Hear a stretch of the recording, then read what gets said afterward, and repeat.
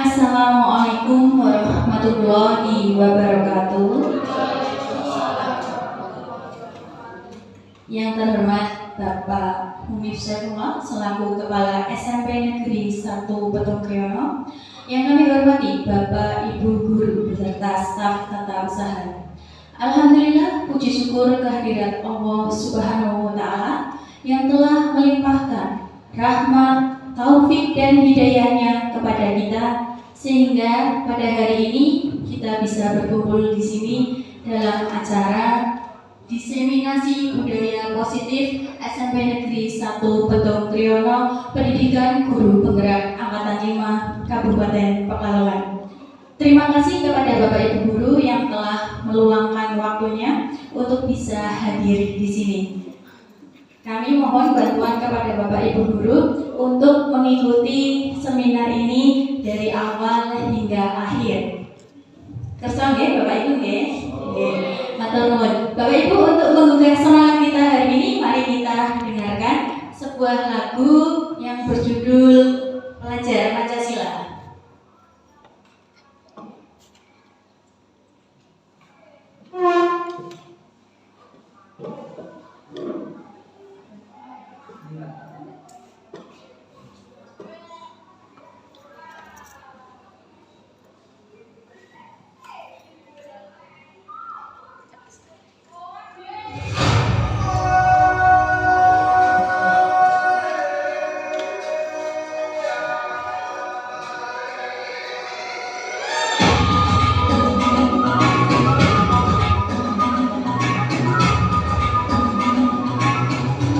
Bagi yang sudah tahu lagunya boleh ikut nyanyi bersama ya. Sudah tahu ya? Sudah sering ya kalau di SMA ya?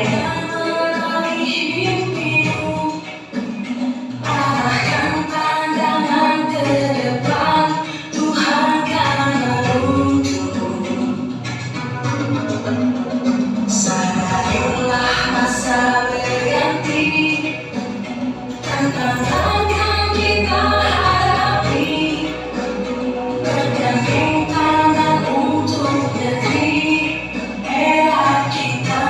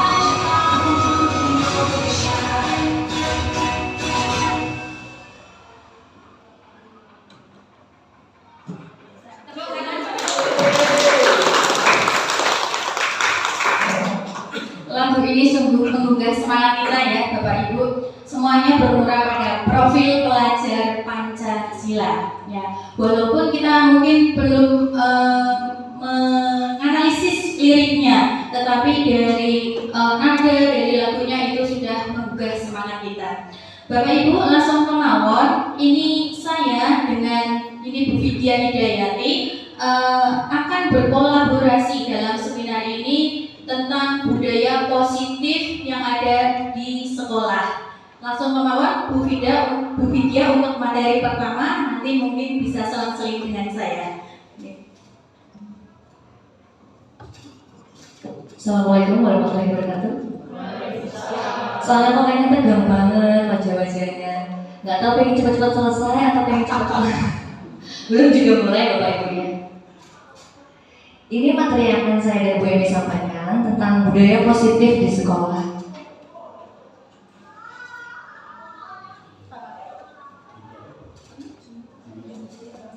Langsung saja ya Bapak Ibu ya, saya mulai.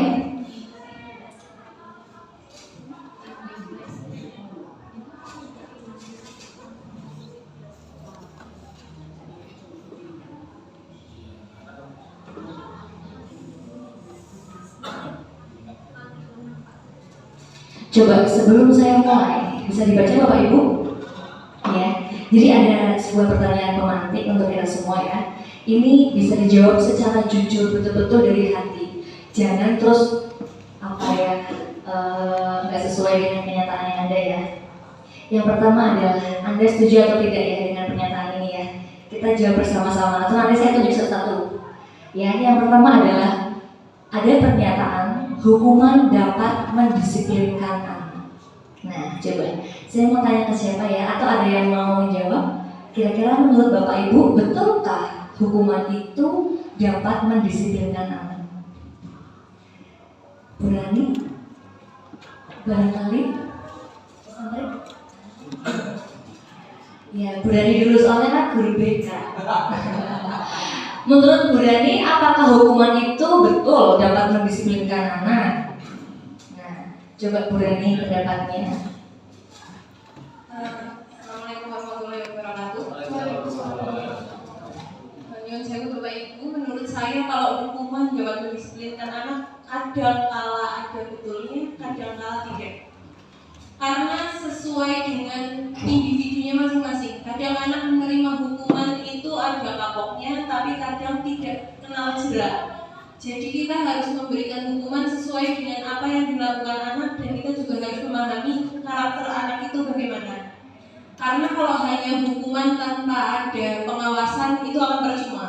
Tapi yang paling penting adalah pengawasan terhadap anak yang harus didisiplinkan itu. Jadi hukuman itu kadang ada baiknya, kadang juga ada buruknya. Terima kasih.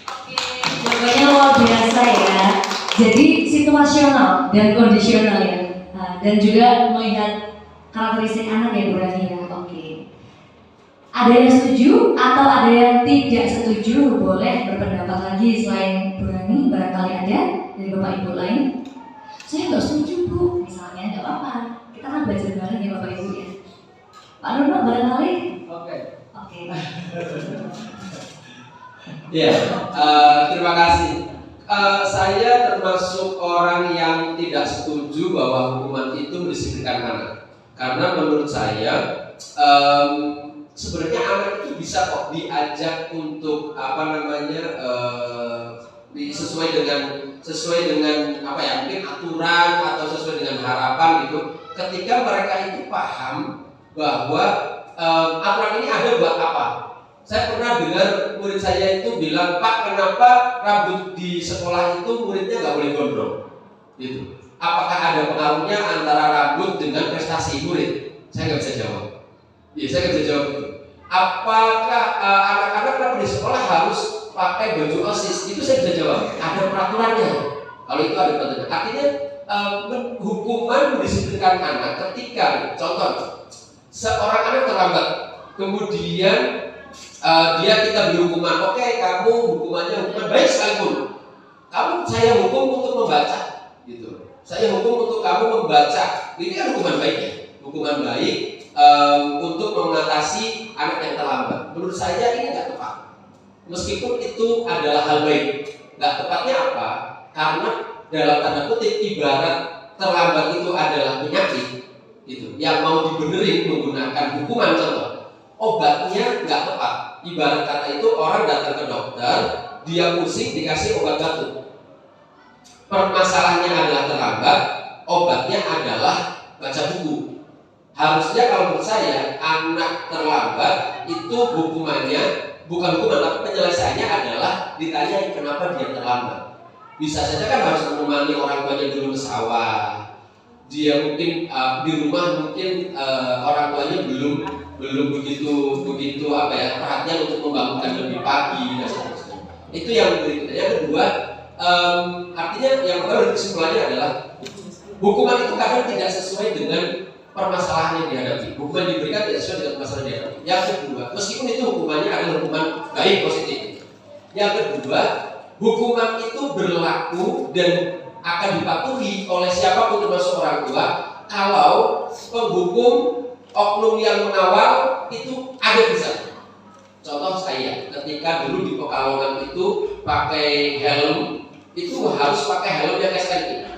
Waktu itu saya masih sering bolak-balik di Jogja. Di Jogja itu helm masih boleh pakai helm batok. Itu nggak ditilang. Di Pekalongan ditilang, di Jogja enggak. Ya ketika di Jogja, ya saya pakai helm batok. Padahal kan itu seharusnya kalau memang hukuman, kalau Anda pakai helm batok saya tilang.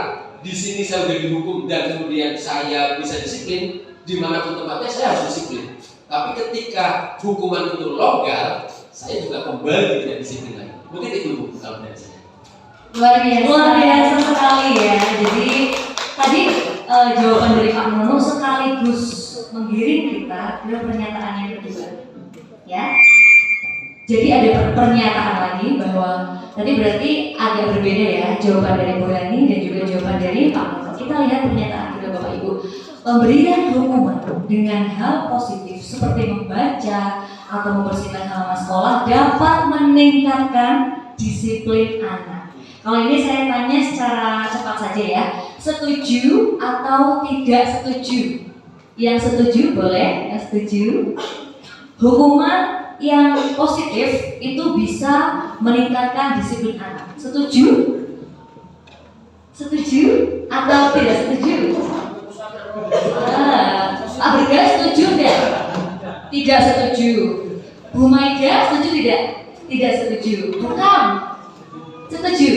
Tidak setuju juga. Berarti ada yang setuju di kelas ini bahwa hukuman positif itu dapat menggugah disiplin anak. Ya namanya hukuman tetap hukuman, mau bentuknya seperti apa, namanya juga hukuman. Bagaimana? Berarti apakah satu kelas ini semuanya tidak setuju dengan pernyataan kedua? Saya anggap berarti tidak setuju ya. Oke, yang ketiga, memberi penghargaan. Nah, ini saya juga dulu sering melakukan reward ya, kasih hadiah ke siswa. Dapat meningkatkan motivasi belajar. Nah, ini setuju atau boten? Setuju ya. Ini ada perwakilan anak-anak kita. Setuju nggak anak-anak? Setuju katanya ya. Soalnya Bu Vidya sering kasih hadiah. Iya, jadi pemberian reward atau penghargaan itu dapat meningkatkan motivasi belajar anak ya. Di sini banyak yang setuju ya. Oke, next Bu Eni. Ini yang akan kita bahas pada hari ini. Next langsung aja. Oke. Nah ini ya, coba di sini ada sebuah kegiatan, namanya kegiatan kepalan tangan. Ada A dan ada B. Misal Pak Bergas dan Pak Nono misalnya ya, A dan B. Ya kemudian satu orang langsung aja, nggak usah pakai sobekan kertas deh, langsung aja anggaplah di dalam tangan kita itu ada sesuatu yang sangat berharga yang harus kita pertahankan. Bapak Ibu coba, nah duit 1.000 ya memang atau apa deh boleh ya, anak, harta, tahta, jabatan misalnya ya, atau kekuasaan kita atau apapun lah, kita genggam di sini. Coba Bapak Ibu yuk kita praktek bareng-bareng. Kita genggam yang sangat kuat. Nah coba ya, dua orang ya, dua orang. Satu dulu, misalnya buka menggenggam dengan sangat kuat, kemudian Bu Naila berusaha untuk mengambil apa yang ada di dalam tangannya buka. Seperti itu ya.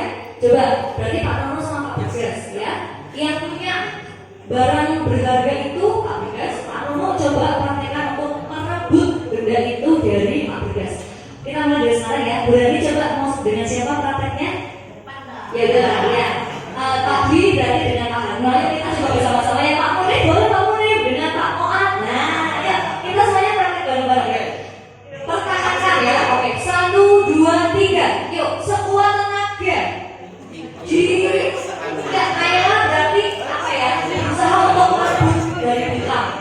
dibuka.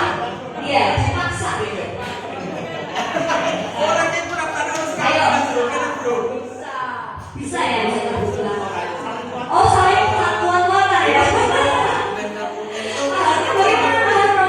Udah dibuka belum? Oh, sukarela ya? Oh iya, luar biasa loh ya. Ada yang sukarela, ada yang mempertahankan dengan sangat kuat. Bagaimana Ibu? Bukan?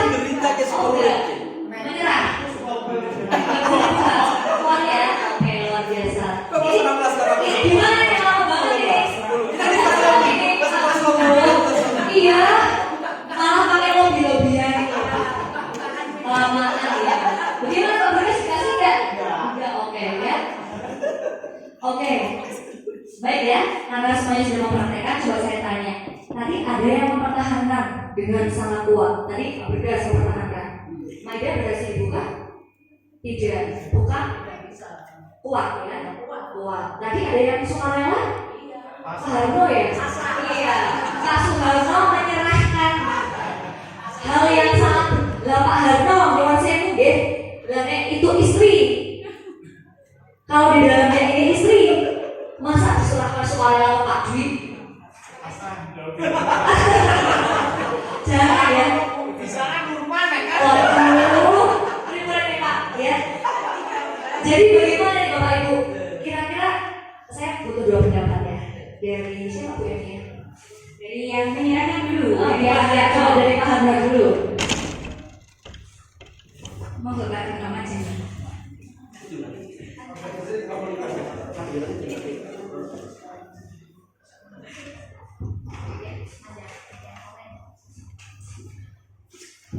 Monggo Pak Harno. Terima kasih untuk apa ini?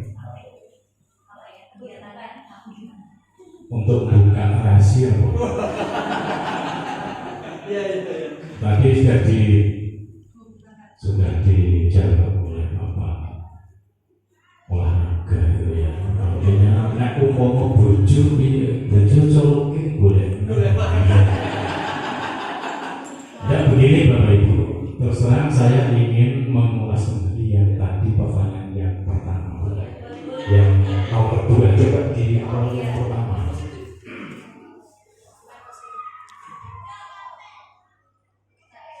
Nah ini yang nomor 2, pemberian hukuman dengan hal positif seperti membaca atau membersihkan halaman sekolah atau meningkatkan disiplin anak. Nanti kan semuanya tidak setuju ya.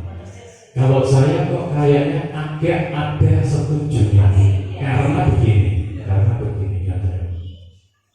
Jadi realita yang ada, anak itu kadang-kadang diberi, bukan hukuman bahasanya ya, diberi sanksi atau apa dengan begini terus itu tidak ada perubahan, sehingga karena tidak ada perubahan maka perlu adanya hukuman yang sifatnya positif.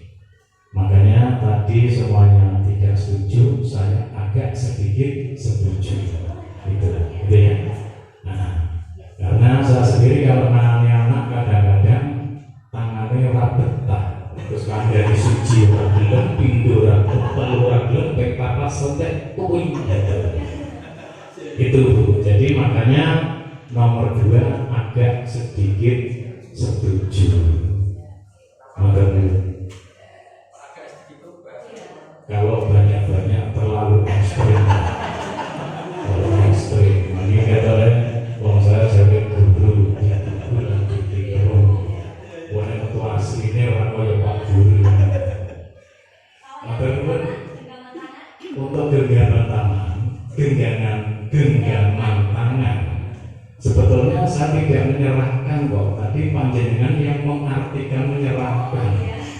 Saya pertahanan kuat tapi kebetulan lebih kuat Pak Dwi. Jadi bukan saya menyerahkan, itu panjenengan yang mengartikan.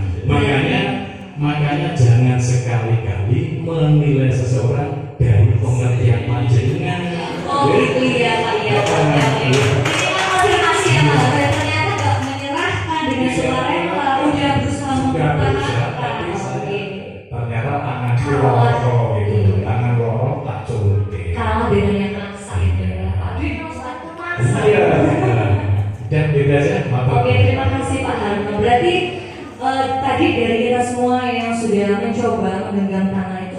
sudah berusaha. Kamu pertahankan apa yang saya bilang ya? Jelas. Iya, oke. Langsung berikutnya aja. Bu Eni? Nah, yang tadi tidak menyerahkan, mau diminta pendapatnya Bu ya? Oke. Lanjut.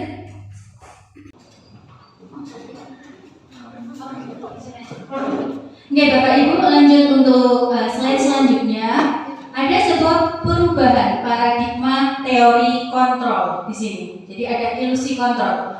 Dahulu orang percaya bahwa ilusi guru mengontrol murid. Jadi guru itu bisa mengontrol murid.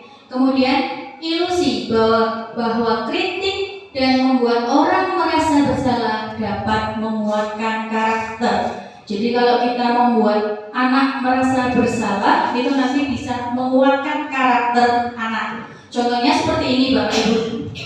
Misal anak melakukan suatu kesalahan, terlambat seperti itu. Kemudian kita menegur anak tersebut, kemudian mengatakan seperti ini. Kamu terlambat terus, apa kamu tidak kasihan dengan orang tuamu yang menyekolahkan kamu? Kalau kelakuan kamu seperti ini, tidak kasihan, orang tuamu banting tulang kerja keras, seperti itu. Jadi dulu ada keterangan bahwa ada suatu teori bahwa kritik dan membuat orang merasa bersalah dapat menguatkan karakter. Selanjutnya, ilusi bahwa semua penguatan positif, efektif, dan bermanfaat. Ilusi bahwa orang dewasa memiliki hak untuk memaksa. Ini ilusi kontrol Bapak Ibu. Selanjutnya, nah ini, siapa sesungguhnya yang memiliki kontrol? Di sini ada perubahan paradigma stimulus, respon, dan teori kontrol. Stimulus respon di sini kita mencoba mengubah orang agar berpandangan sama dengan kita. Tapi teori kontrol, kita berusaha memahami pandangan orang lain tentang dunia. Kemudian, perilaku buruk dilihat sebagai suatu kesalahan. Itu stimulus respon. Teori kontrol, semua perilaku memiliki tujuan. Jadi kalau anak melakukan kesalahan, nah dulu dianggap suatu perilaku yang buruk, itu adalah kesalahan. Tetapi teori kontrol, semua perilaku memiliki tujuan. Kalau mereka melakukan misal tindakan mencuri, misal katakan seperti itu, nah sebenarnya ada tujuannya seperti itu. Apa? Ini yang perlu kita gali. Kemudian orang lain bisa mengontrol saya. Untuk teori kontrol, hanya Anda yang bisa mengontrol diri Anda. Kemudian saya bisa mengontrol orang lain, Anda tidak bisa mengontrol orang lain. Pemaksaan ada pada saat bujukan gagal. Kemudian kolaborasi dan konsensus menciptakan pilihan-pilihan baru. Model berpikir menang atau kalah, dan teori kontrol itu model berpikir menang-menang. Nah, untuk selanjutnya nanti akan diterangkan di slide selanjutnya. Ini next aja video. Nah, tadi berkaitan dengan budaya positif, intinya kan nanti berkaitan dengan apa yang disebut dengan disiplin. Betul nggak? Disiplin itu kalau secara teori berasal dari bahasa Latin ini yang artinya adalah belajar, ya. Mana asal dari kata ini berkonotasi dengan disiplin diri dari murid-murid Socrates dan Plato. Jadi coba saya tanya ke Bapak Ibu dulu. Kalau ini kan hanya teori Bapak Ibu. Menurut panjenengan semua disiplin itu kira-kira apa yang dimaksud dengan disiplin? Coba Pak Turjoyo mungkin. Pak Turjoyo kan biasa mendisiplinkan anak ya. Nah, menurut Pak Turjoyo disiplin itu bagaimana?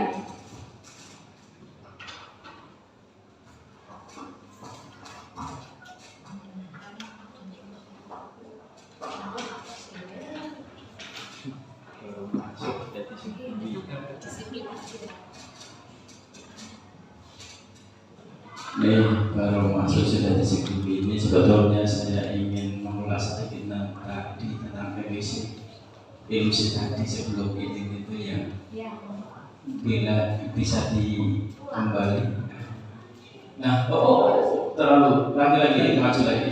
Nah, yang nomor 2, ilusi bahwa kritik dan membuat orang bersama dapat menguatkan karakter. Ini kan yang kritik dari orang lain ya. Terus next. Nah, di sini untuk teori kontrol ini saya hati-hati, ini saya menyebutkannya ini bahaya. Bahwa diri sendiri itu yang bisa mengontrol. Tadi sebelum ini bahwa kritik bisa menguatkan karakter ini dari orang lain, kan begitu. Ini saya rasa kalau memang kok rasanya gimana ya, satu dari orang lain, satunya dari diri sendiri. Jadi kita kembali mengontrol bisa dari diri sendiri, sedangkan penguatan karakter tadi ilusi itu kritik membuat orang bersalah dapat menguatkan karakter. Ini kan sifatnya dari orang lain dari luar, sedangkan pada ilusi kontrol itu dari dalam diri sendiri untuk bisa mengontrol, bukan orang lain yang mengontrol kita. Kan begitu. Ini satu dulu itu sebelum saya jawab tadi di sini. Terima kasih. Saya jawab langsung saja ya. Bapak Ibu, mungkin saya tadi kurang menjelaskan bahwa ini adalah paradigma yang salah. Nah, ini adalah paradigma yang salah. Kemudian yang betul adalah yang ini. Jadi ilusi kontrol yang tadi adalah paradigma selama ini yang kita yakini benar, tetapi ternyata salah, gitu, Pak Turjoyo. Terima kasih. Padahal kita itu tahu kita salah atau benar, bukan diri kita yang mengontrol kita. Itu yang menilai itu orang lain, bukan dari diri kita. Gimana kita bersikap, kita tahu itu benar menurut kita, namun secara umum itu salah. Kita tidak bisa. Yang mengontrol kita itu kalau macam ini, untuk teori ini saya kurang setuju. Karena yang mengontrol diri kita itu orang lain, bukan kita yang mengontrol diri kita sendiri itu enggak.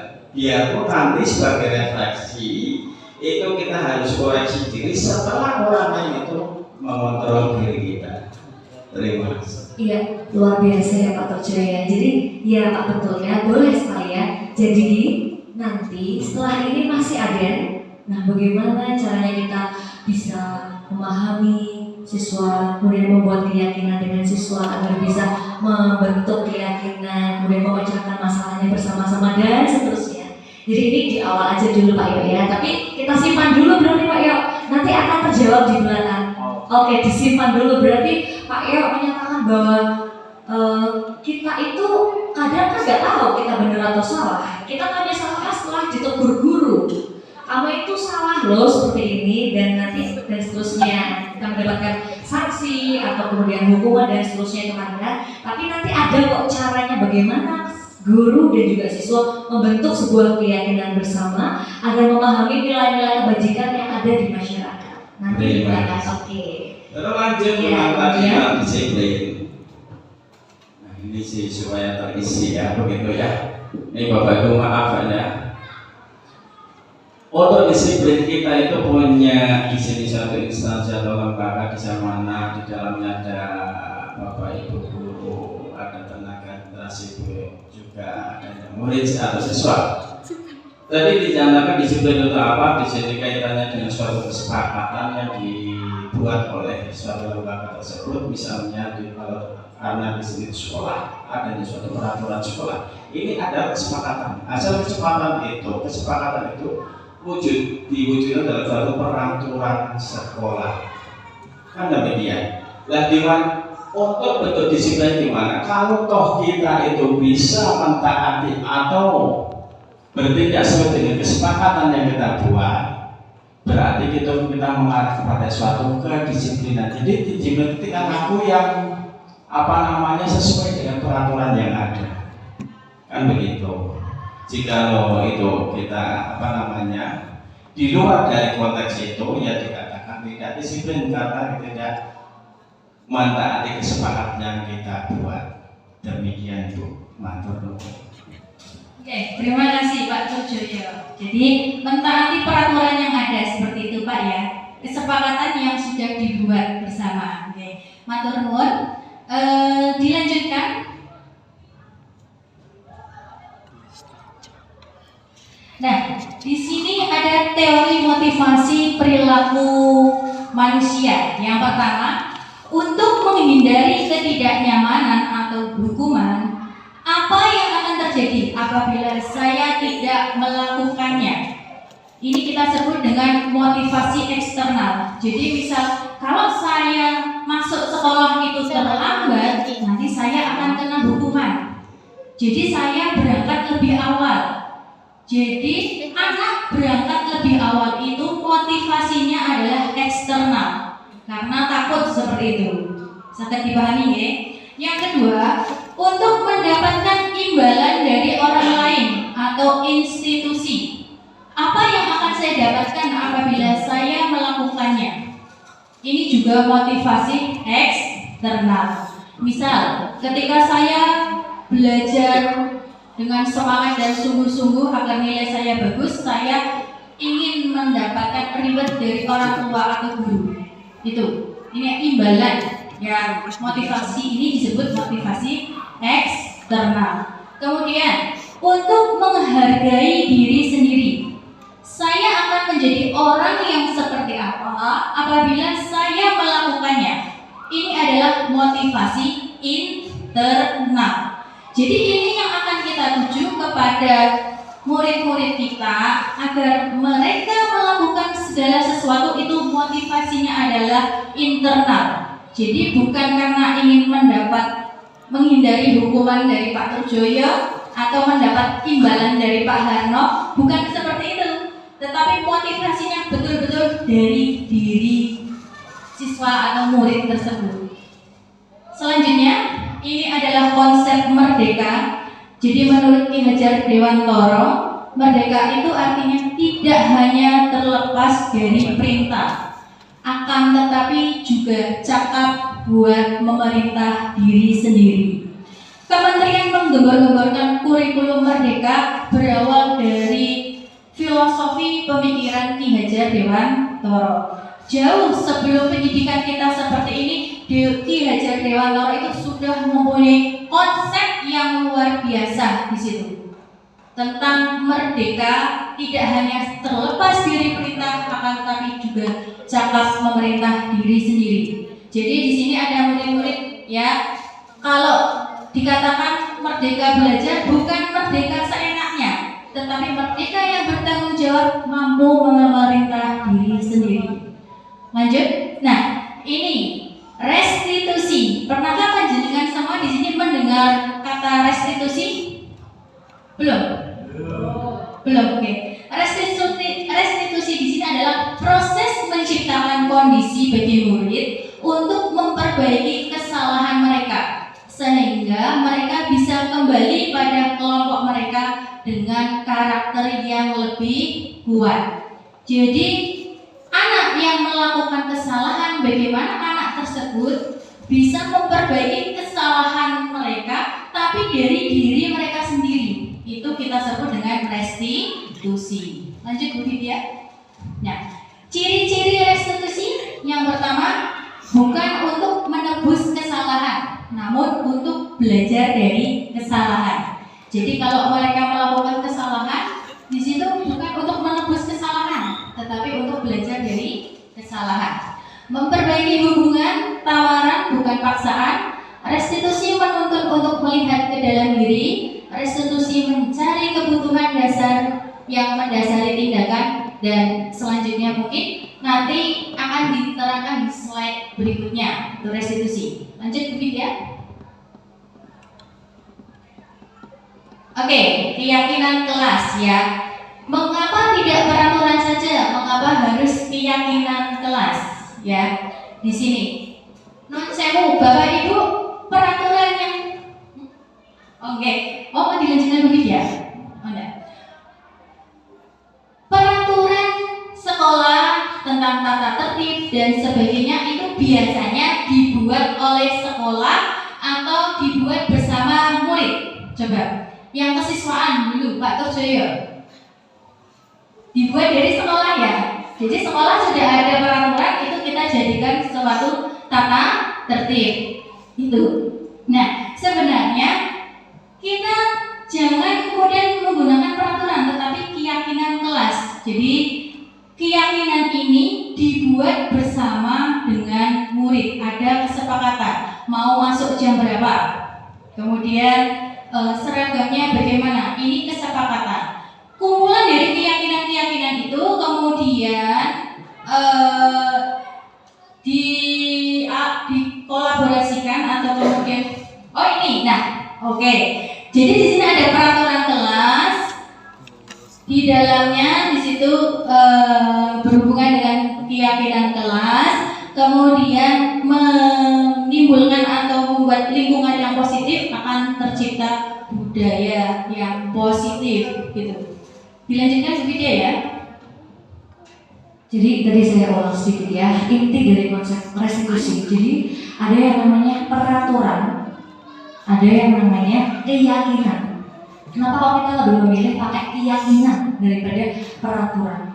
Seperti itu ya. Misal ada tata tertib sekolah, siswa harus memakai seragam rapi, menggunakan dasi, sabuk dan lain-lain. Ketika kemudian siswa itu melanggar peraturan yang sudah dibuat dalam tanda kutip tata tertib sekolah, berarti ada konsekuensi yang harus diterima. Misal, berarti siswa tersebut harus membeli dasi baru di koperasi, atau misalnya dia jam istirahat harus tinggal di kelas, atau misalnya banyaklah konsekuensi yang didapat oleh siswa.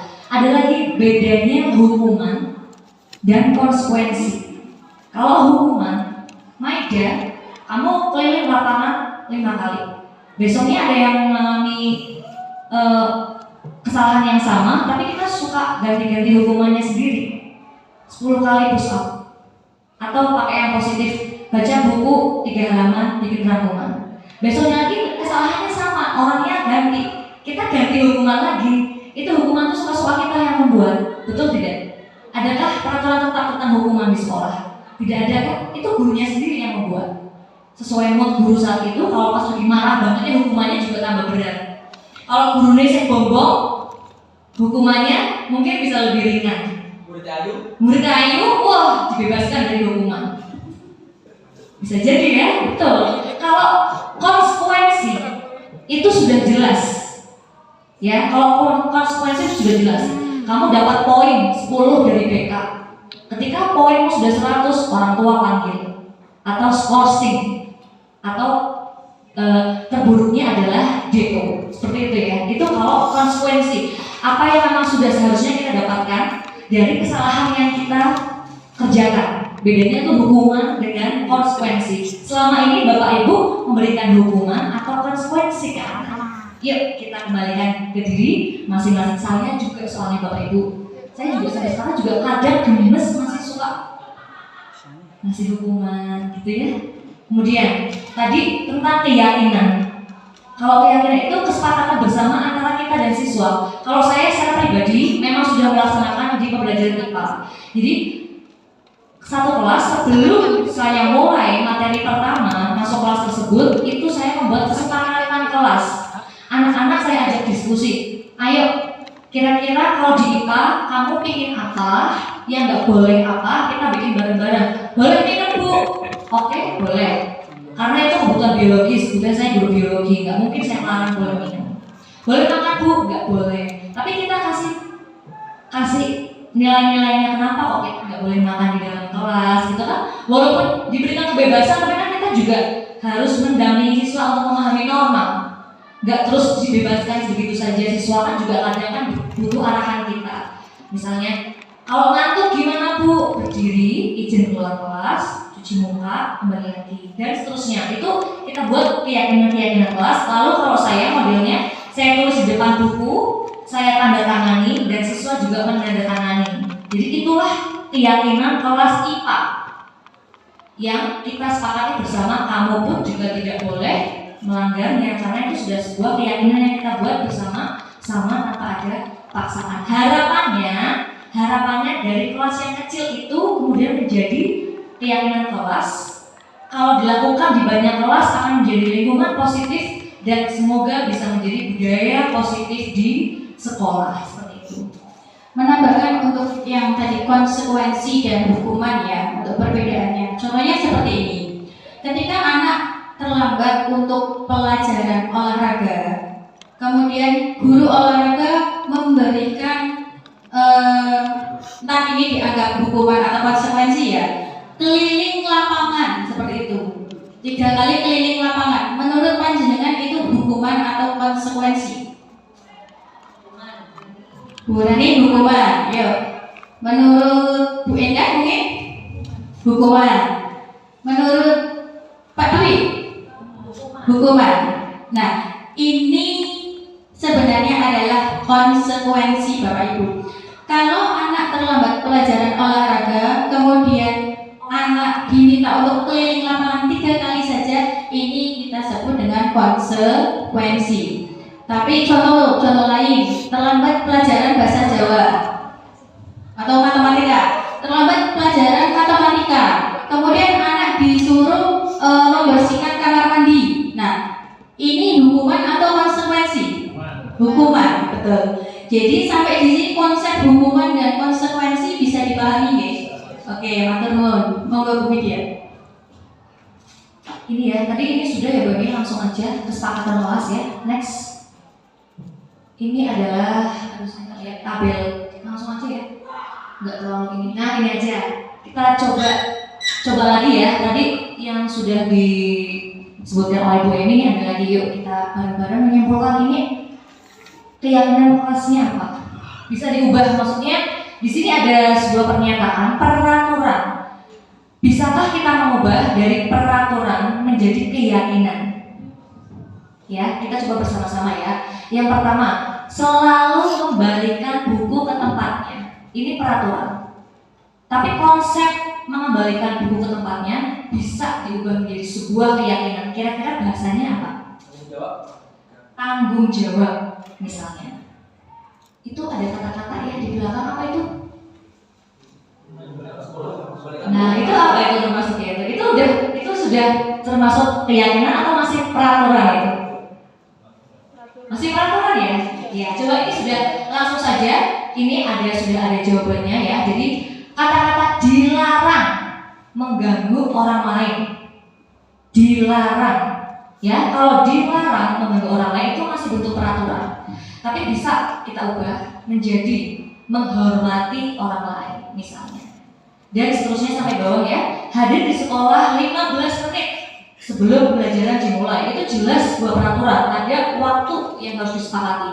Tapi bisa kita ganti dengan menghormati orang lain atau komitmen untuk datang tepat waktu. Dan seterusnya sampai bawah, jangan berlari di kelas. Keselamatan, keamanan ini merupakan bentuk-bentuk keyakinan kelas. Next.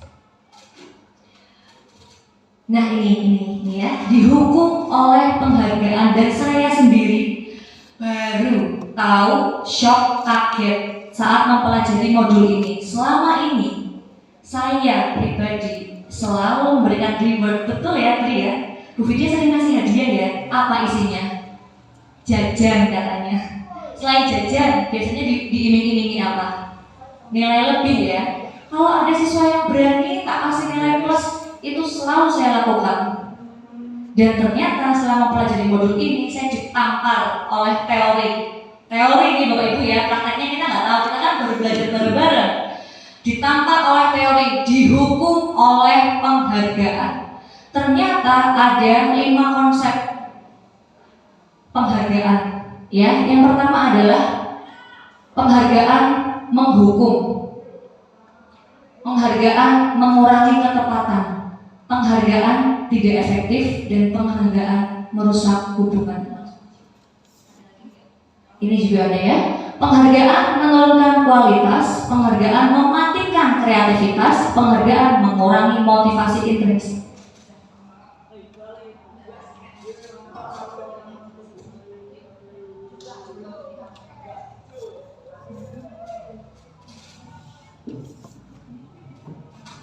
Oke. Pertama, kenapa kok penghargaan bisa menghukum? Maksudnya gimana nih? Penghargaan kok menghukum? Penghargaan kok mengurangi ketepatan? Penghargaan kok tidak efektif? Bisa merusak hubungan? Mau dijelaskan satu-satu atau kita next langsung ke prakteknya? Bu Eni, langsung saja. Langsung aja ya udah. Nanti semoga bisa terjawab ya di slide berikutnya. Yuk. Berikutnya, nah ini. Ini yang tadi ya, kita kembali lagi ke yang tadi. Kita coba bersama-sama mencermati dan menentukan apakah ini termasuk hukuman atau konsekuensi. Ya, yang pertama, mencatat 100 kali di dalam buku. Saya tidak akan terlambat lagi. Hukuman atau konsekuensi? Hukuman. Oke. Berikutnya, lari mengelilingi lapangan basket 2 kali karena terlambat hadir di sekolah. Hukuman. Murid diminta untuk push up 15 kali karena tidak menggunakan masker ke sekolah. Hukuman. Menggantikan kertas tugas teman yang telah dicoret-coret. Konsekuensi. Membersihkan tumpahan air di meja tulis karena tersenggol pada saat belajar. Konsekuensi. Meminta murid tidak mengenakan sepatu seharian sekolah karena tidak menggunakan sepatu hitam. Hukuman. Lari mengelilingi lapangan basket 2 kali karena terlambat 10 menit untuk pelajaran PJOK. Oke, buktikan. Cek. Ya, ternyata betul semua ya. Semua sudah memahami perbedaan hukuman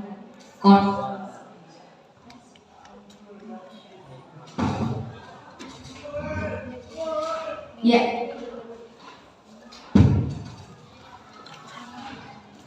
Jadi sudah bisa dipahami ya Bapak Ibu perbedaan antara hukum dan konsekuensi.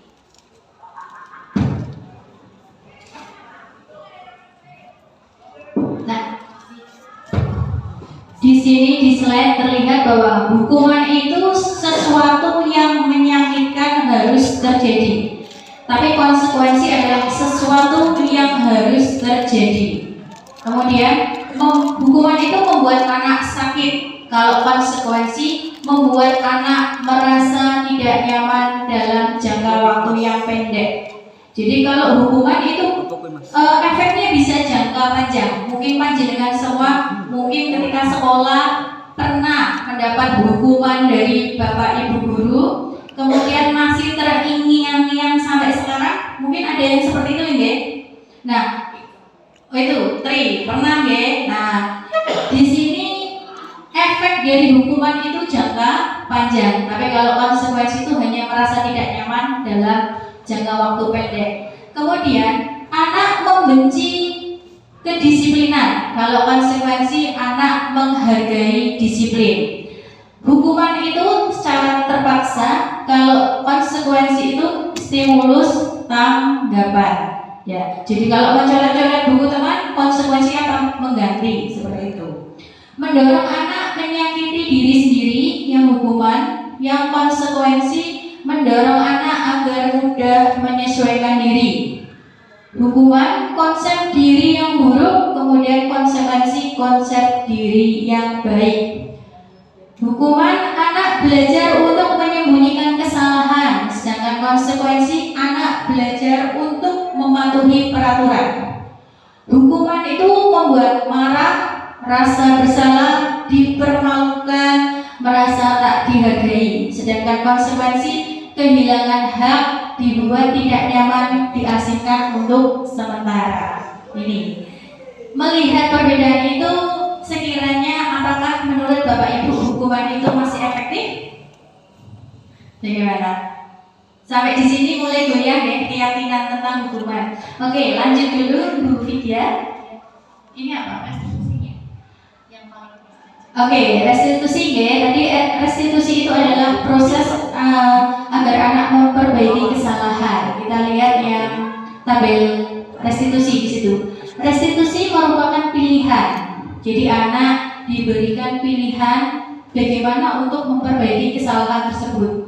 Kemudian menguatkan untuk murid atau anak dalam jangka waktu panjang.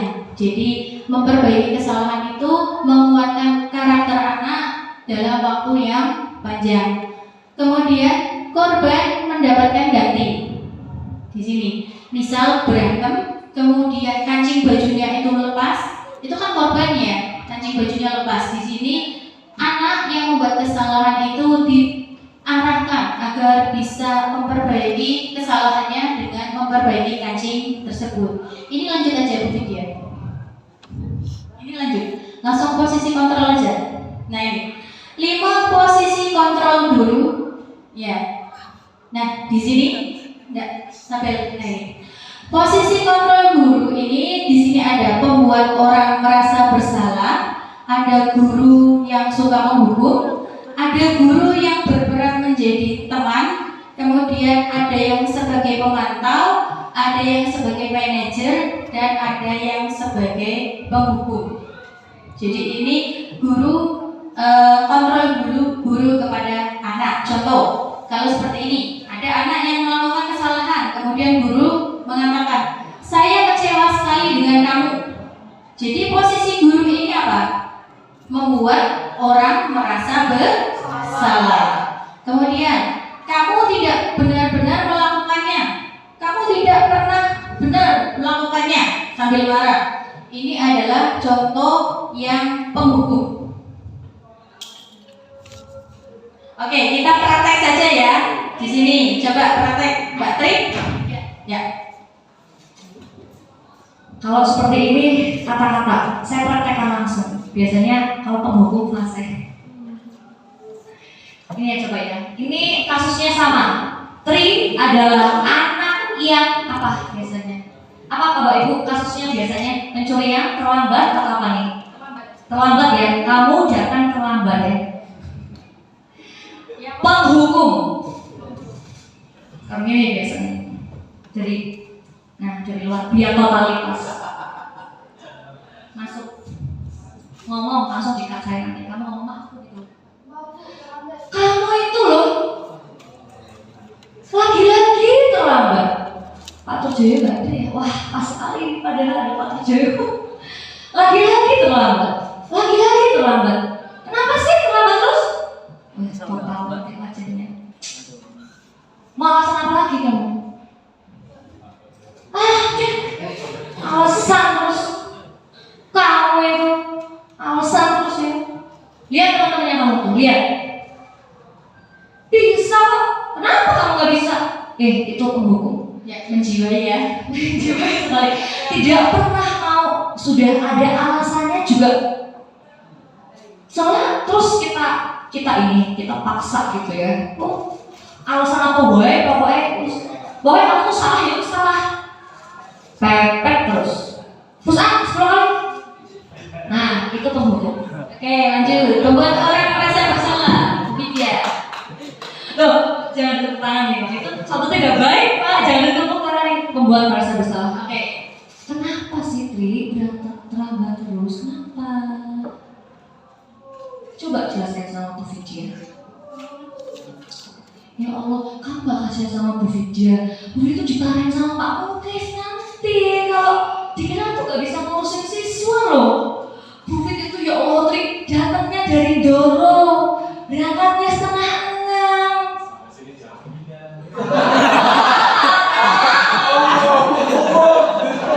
Jangan kata acting Pak, acting. Bu Fit aja tuh yang jauh loh Tri, punya anak kecil, anaknya rewel tak tinggal kalau rewel. Wes anaknya Pak Lurah, cedak logo pakis, ono motor, masa sih nggak bisa berangkat pagi? Kamu gak kasihan sama Bu Vidya? Gimana dong? Kalau kayak gini kan pelajarannya kan terganggu.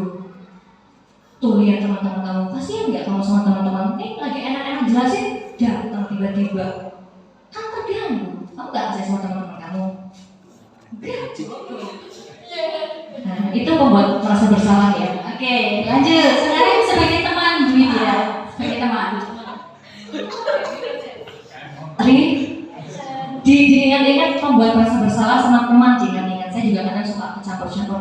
Tri, kenapa hari ini terlambat berangkatnya? Siapa gimana lah? Biasa sih.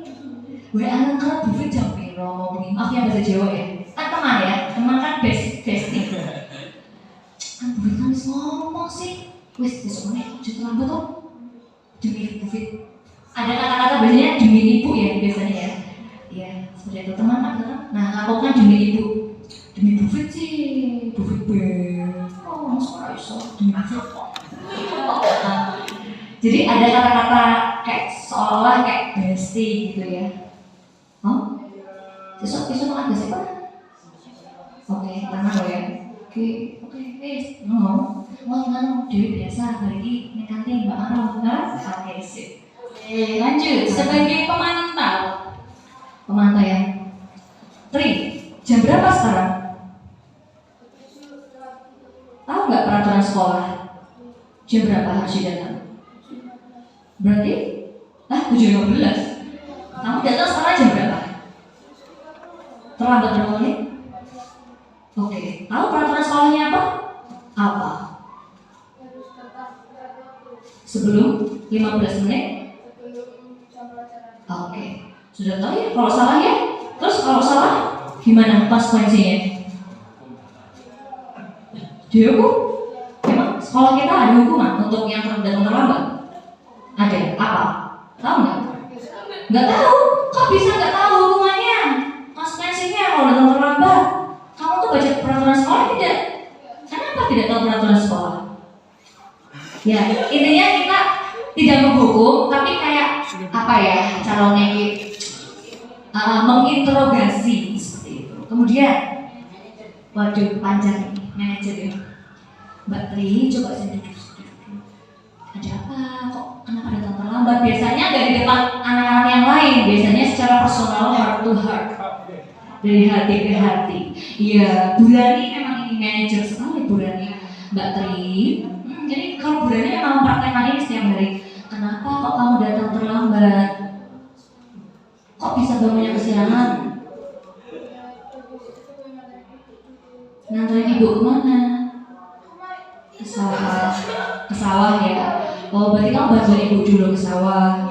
Memang nggak ada yang bisa bantuin kamu sebelum? Nggak ada. Oke, ada kata-kata seperti ini. Ibu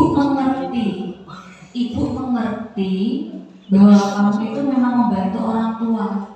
Ibu tahu perasaanmu itu seperti apa. Tapi ternyata tindakan kamu itu membuat kamu datangnya terlambat. Jadi ada kata-kata kita bisa mengerti posisi dia dulu, diangkat dulu, biar dia tidak merasa tidak merasa dihakimi seperti itu ya. Tapi ternyata tindakan itu tidak sesuai dengan kesepakatan yang telah kita buat bersama. Apa kesepakatannya? Datang tepat waktu. Itu sudah disepakati oleh seluruh warga di sekolah, termasuk kamu.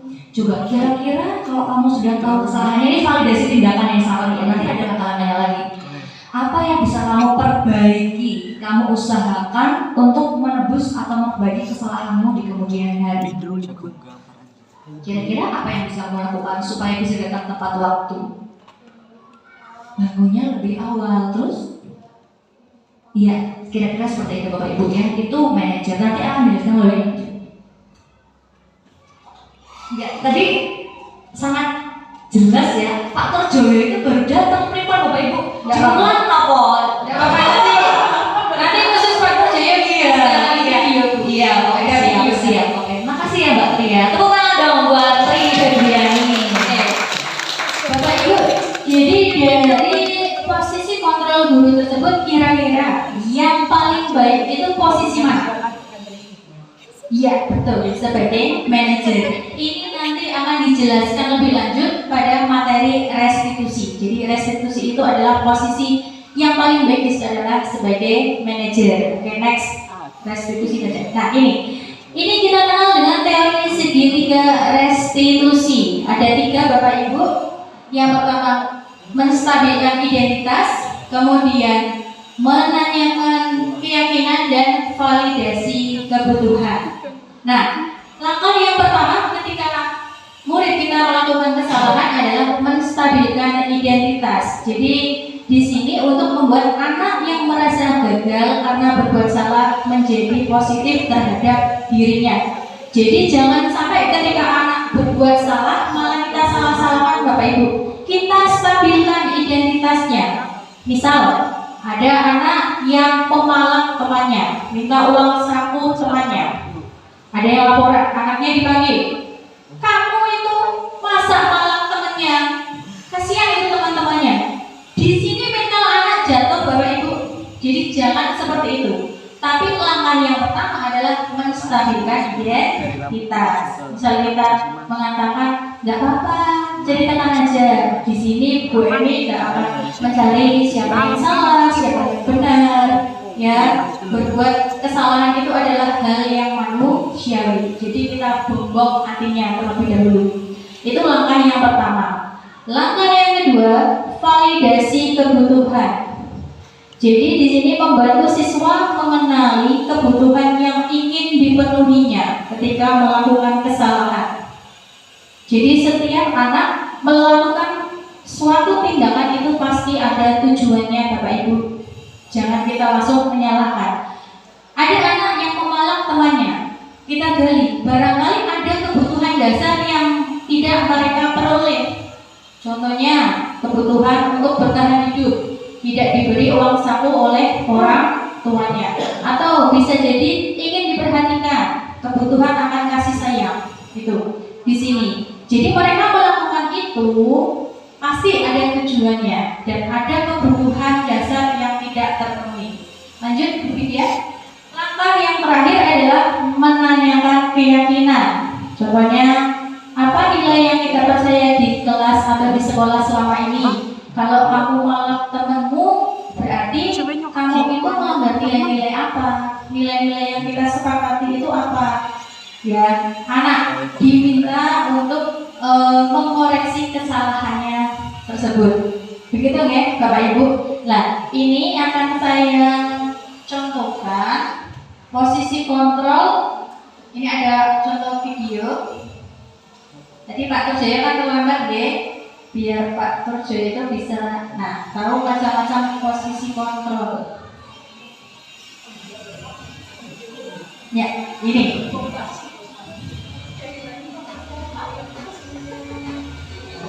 Monggo diperiksa secara sehari.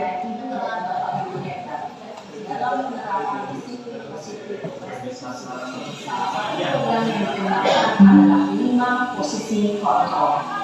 5 posisi kontrol dalam restitusi adalah proses perjalanan seorang pendidik agar dapat mengenali dirinya. Pada video kali ini, kita akan membahas tentang 5 posisi kontrol yang digunakan oleh Diane Lawson dan contoh penerapannya.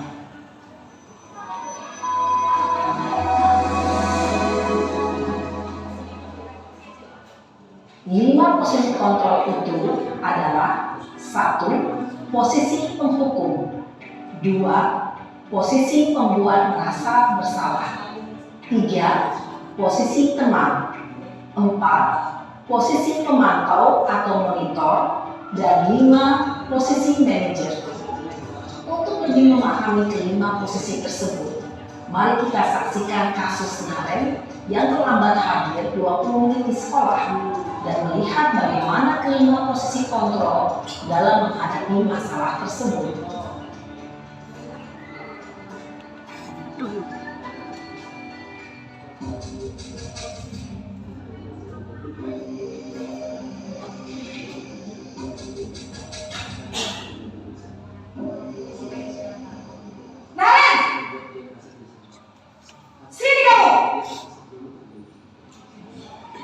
Selamat pagi, Bu. Selalu terlambat. Kamu deh, pasti terlambat. Maaf, Bu. Saya... Apa? Apa coba? Alasan kamu apa lagi? Kapan sih kamu tidak terlambat? Malas sekali ya kamu jadi anak. Saya... Dasar pemalas. Gak kapok-kapok sih kamu. Sudah berapa kali terlambat?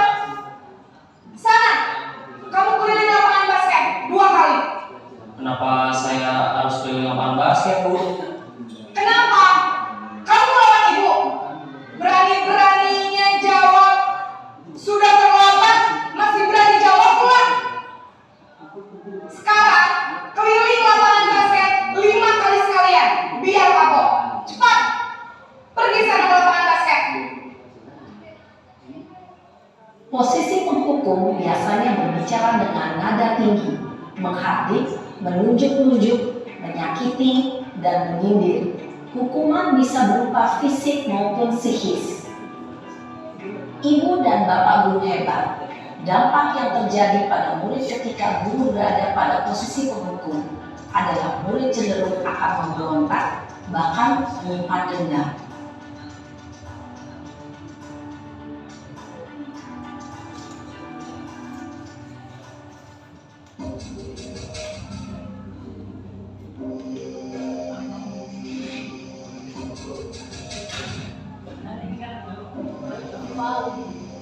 Naren!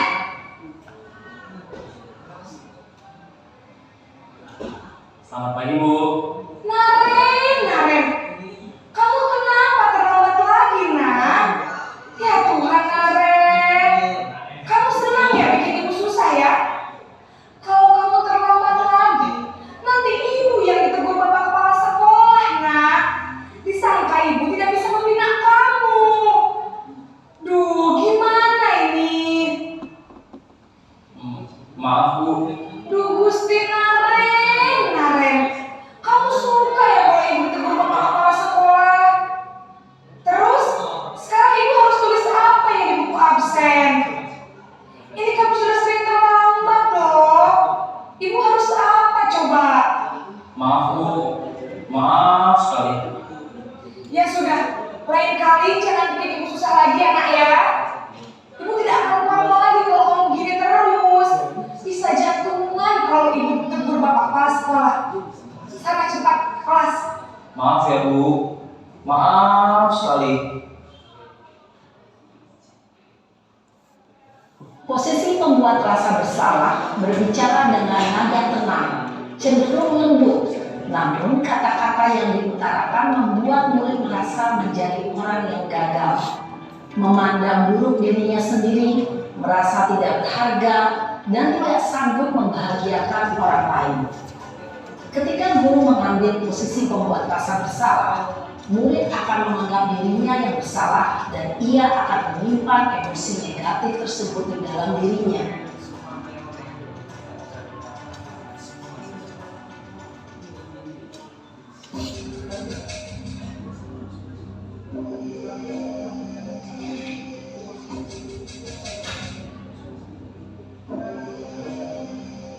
Naren!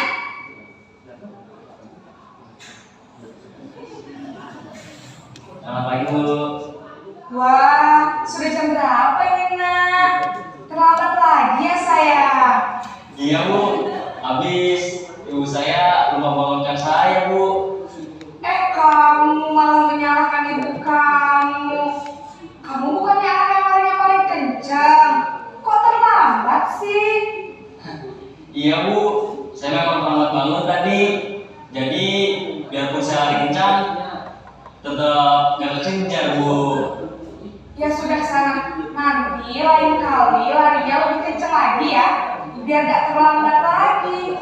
Bikin seneng ibu. Demi ibu. Bisa kan? Bisa Bu. Ya sudah sana masuk kelas. Ibu beresin urusan absen kamu. Kamu ini ada-ada saja.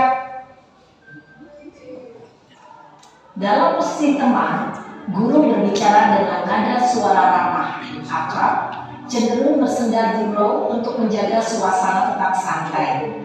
Murid akan merasa senang, aman, dan akrab dengan guru. Identitas yang tercipta adalah identitas sukses atau berhasil. Namun, perlu diingat, karena ini masih dorongan eksternal, maka ada faktor ketergantungan dari murid kepada orang tertentu. Di sini guru aksennya, sehingga di lain waktu murid bisa berperilaku baik, namun hanya kepada orang-orang tertentu saja.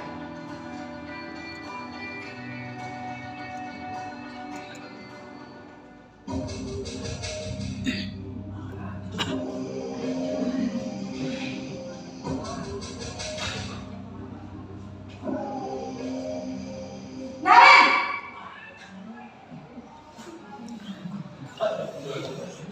Selamat pagi Bu. Naren, apa peraturan sekolah kita tentang jam berapa kita harus masuk sekolah, nak? Kita harus di sekolah jam 7, Bu. Iya betul, sekarang sudah jam 7.20. Naren sudah tahu konsekuensinya jika terlambat hadir. Paham, Bu. Saya harus tinggal kelas pas jam istirahat selama 20 menit. Iya benar, konsekuensinya demikian. Jadi nanti jam 9.30 pas istirahat, kamu harus tinggal di kelas, kerjakan tugas tambahan untuk ketertinggalan kamu, ya? Baik, Bu. Posisi pemantau mengandalkan penghitungan atau data untuk mengontrol murid. Guru mengarahkan murid berdasarkan peraturan dan konsekuensi. Seorang pemantau menunjukkan bahasa tubuh dan ekspresi wajah yang datar dan cenderung formal.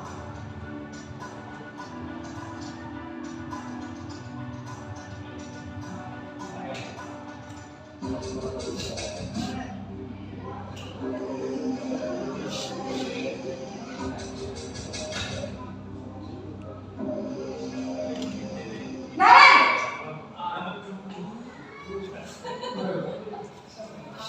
Selamat pagi, Bu. Selamat pagi Naren. Maaf, Bu. Saya terlambat.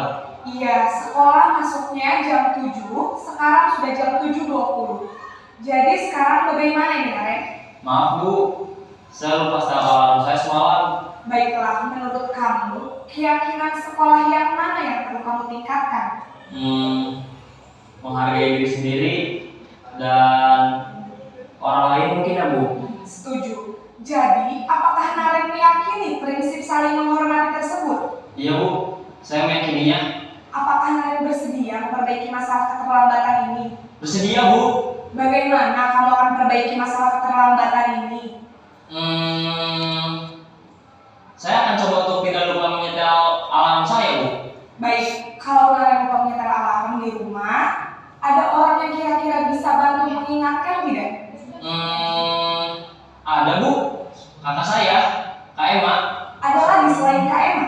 Selain Kak Emma, ada ibu saya. Baik, jadi yang mengingatkan Naren adalah Kak Emma dan ibu kamu ya? Kira-kira akan mulai setel alarm kapan nih Naren? Setelah pulang sekolah, akan segera saya lakukan. Baik, jadi Naren akan setel alarm untuk bangun besok pagi dan akan diingatkan oleh kakak dan ibunda Naren ya.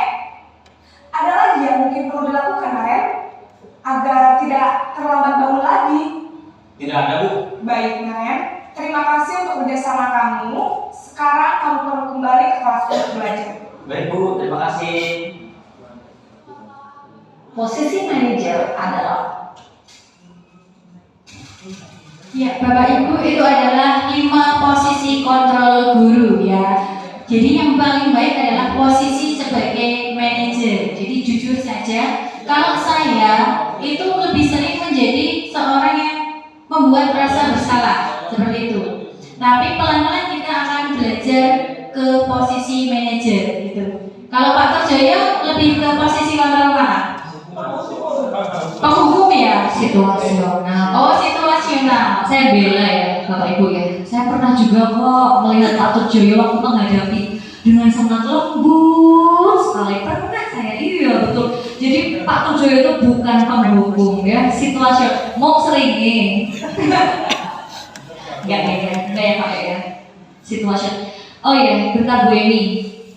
Barangkali nanti nggak ada yang menanyakan hal ini, saya jawab sekali, saya jelaskan sekalian. Saya pernah bertanya pada instruktur, walaupun bukan Pak Nur. Instrukturnya saya tanya, Pak, kalau kita harus jadi manajer terus-menerus, kayaknya sepertinya susah untuk menghadapi anak ya. Kan nggak semua anak seperti itu tadi. Saya datang terlambat Bu, karena begini lah murid SMP tombok ngomong kayaknya nggak sulit juga ya Pak ya. Cuma gini, ternyata Pak Catur namanya instrukturnya menyatakan seperti ini, Bu, yo nggak harus selalu manajer. Mungkin ya, kadang-kadang saya kan teman, kadang-kadang sebagai pemantau, kadang-kadang sebagai membuat merasa bersalah, kadang-kadang dia penghukum juga gitu kan. Tapi baiknya yang penghukum sama pembuat merasa bersalah ini kita sangat minimalisir. Tapi kalau misalnya kolaborasi antara teman, pemantau dan manajer itu masih boleh, karena kan kita kayak dokter ke pasien kan juga nggak mungkin tiba-tiba langsung manajer makannya seperti ini gitu kan harus tanya-tanya dulu juga apa yang dirasakan, sakitnya, gejalanya kan juga pemantau. Kemudian juga bisa sebagai teman, jadi tidak harus selalu yang manajer banget seperti itu juga enggak. Dan betul seperti kata Pak Turjoyo, memang kadang bukan penghukum tapi kan tegas itu karena juga diperlukan. Kayak contohnya kemarin kita mau melakukan satu sekolah ya Bu dari di lapangan, kan nggak mungkin satu lapangan kita manajerin. Gimana caranya kita ya Pak ya harus ya biar mereka juga mendengarkan dan waktunya cepat ya harus tegas, tapi tidak dengan cara menghukumnya itu gitu loh.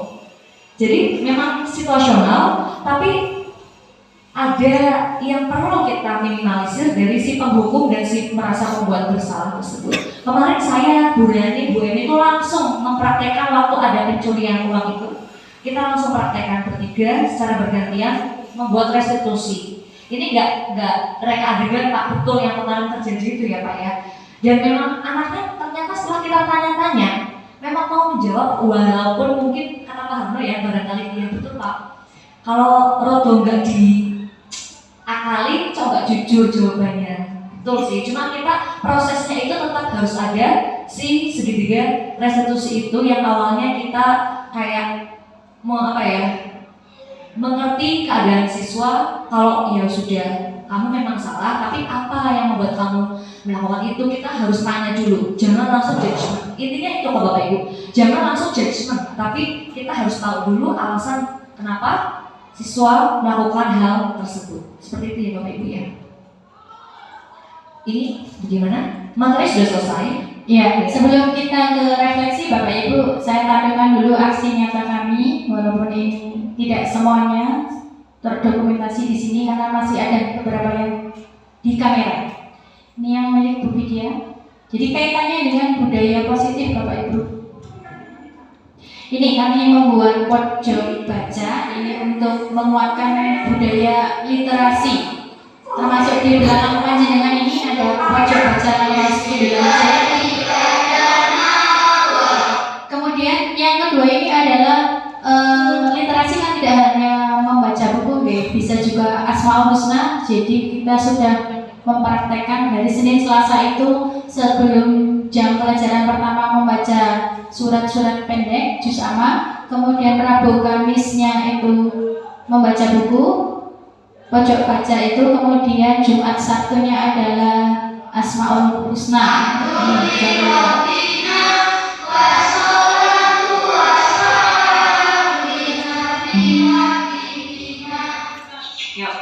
Dan ini adalah program kita bebas sampah plastik Bapak Ibu. Jadi kalau siswa ke kantin itu membawa piring dan gelas, jadi mengurangi sampah plastik yang ada di sekolah ya. Ini program sekolah kalau ini, tapi kita kuatkan lagi. Saya dan Bu Vidya menguatkan program ini. Kemudian budaya positif yang lain adalah Kamis berbahasa Jawa Bapak Ibu. Kenapa bahasa Jawa? Karena memang bahasa Jawa perlu kita lestarikan. Karena di sini karena orang Peto harusnya bahasanya bahasa Jawa. Sejak kecil lahir itu bahasa Jawa, tapi ketika ditanya pelajaran yang sulit apa adalah bahasa Jawa. Ini sudah dipraktekkan oleh anak-anak dan Bu Vidya. Jadi tidak hanya guru bahasa Jawa.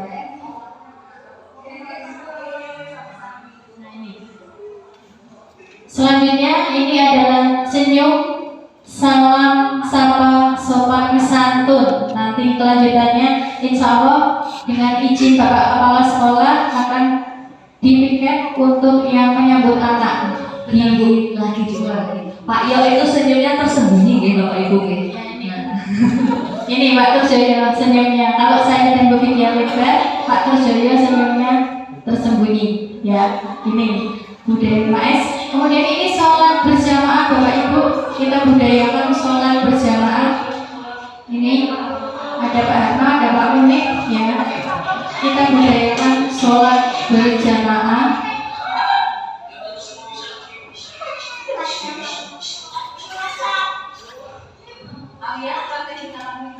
Ini ya, ini adalah budaya positif.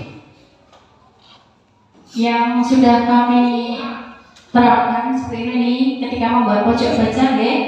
Ini prosesnya. Ini membuat keyakinan kelas Bapak Ibu. Jadi prosesnya seperti ini keyakinan kelas. Jadi anak ditanya satu-satu apa yang diyakini tentang pembelajaran di kelas, kemudian hubungan dengan teman, kemudian apa yang mereka harapkan dari sekolah. Ini prosesnya. Sebentar, yang membuat di sini tidak ada. Itu Bapak Ibu termasuk ini adalah budaya rapi. Ini kami menyediakan kaca di depan, ada tulisannya sudah rapikah saya. Ini adalah bagian dari program kami agar anak selalu berpenampilan rapi seperti itu ya. Nih, itu Bapak Ibu, dan masih banyak lagi. Nanti akan kami buat sebuah video, kemudian bisa kami share contoh-contoh budaya positif ini, dan harapannya ini bisa dilaksanakan oleh semua warga SMP Negeri 1 Petung Kriyono. Jadi tidak hanya sekedar saya dengan Bu Vidya. Itu Bapak Ibu, untuk sesi terakhir ini kita adakan refleksi ya. Monggo dipandu Bu Vidya. Langsung saja ya Bapak Ibu ya, barangkali ada yang mau tanya jawab ya. Saya buka sesi tanya jawab dulu ya Bapak Ibu, barangkali ada yang unek-unek yang ingin disampaikan, nggak apa-apa. Kita sama-sama belajar. Aku nggak setuju Bu Fit sama teori-teori itu, karena namanya anak itu seperti ini, boleh sekali kita bahas bersama-sama ya. Saya buka untuk ya tidak terbatas, boleh yang mau tanya semuanya boleh. Monggo Bapak Ibu, mumpung ada instrukturnya. Kalau saya nggak bisa jawab instrukturnya. Pak Terjoyo, adakah pertanyaan? Boleh.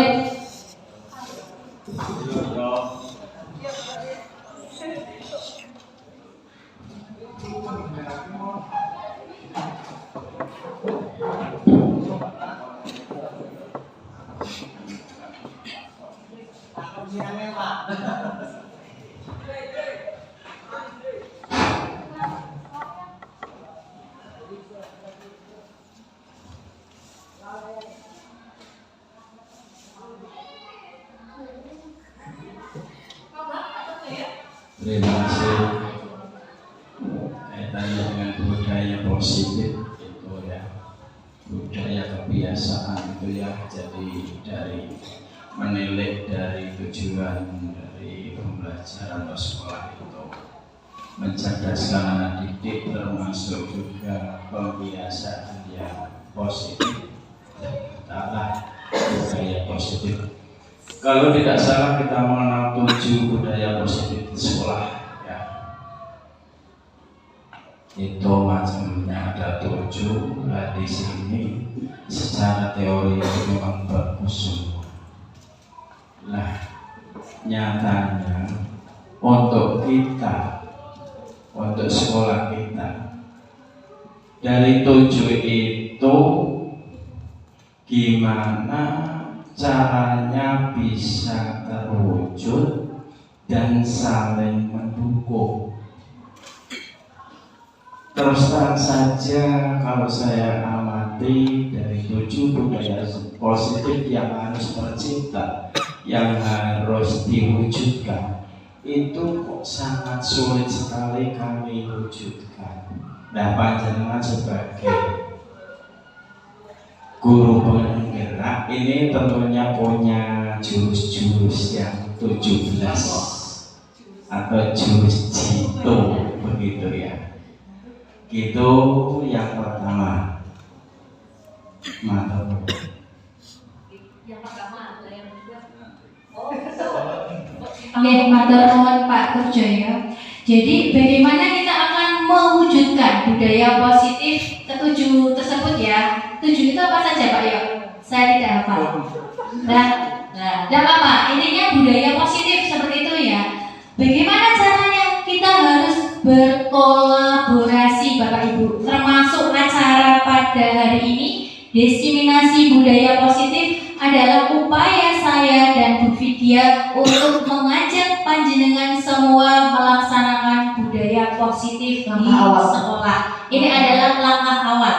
Tentunya ini harus ada kerjasama dengan semua pihak, baik dari Bapak Kepala Sekolah, Bapak Ibu Guru, staf TU, semua murid, bahkan semua anggota masyarakat atau masyarakat di sekitar SMP. Seperti itu, oke. Harus ada kolaborasi. Memang berat kalau belum kita laksanakan, tetapi kalau kita coba, insya Allah bisa kok. Optimis saja, pasti bisa. Bu Widya ya. Ya, menambahkan ya, saya langsung contoh nyatanya saja, budaya bebas sampah plastik. Sudah ada fakta integritasnya, kita tanda tangan semua. Koperasi juga sudah bergerak menyediakan piring dan gelas plastik.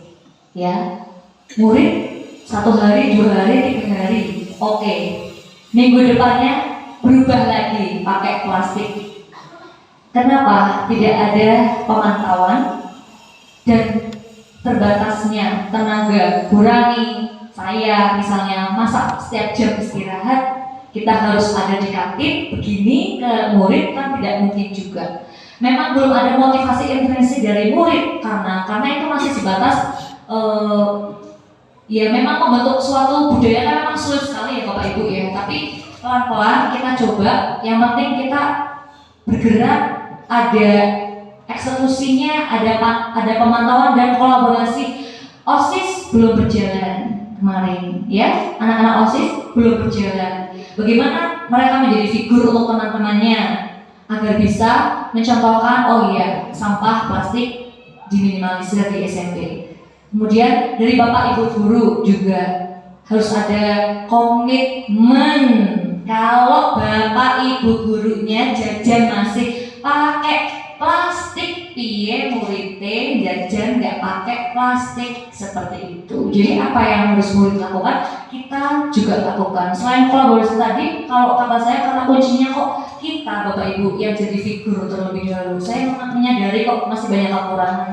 Berangkat tepat waktunya, tepat waktu ngajarnya, tepat waktu keluar kelasnya, dan seterusnya, kan itu juga menjadi contoh untuk anak-anak kita. Jadi kita bersama-sama lah, pelan-pelan, nggak yang 7-7-nya langsung semua gitu, enggak ya. Sulit, butuh waktu yang lama Pak Tejo ya, tapi pelan-pelan insya Allah kita nanti akan lakukan satu persatu agar menjadi budaya positif. Baik, matur nuwun Bu Widya dan Pak Turjoyo. Bapak Ibu ada pertanyaan lain? Cukup? Oke, monggo Pak.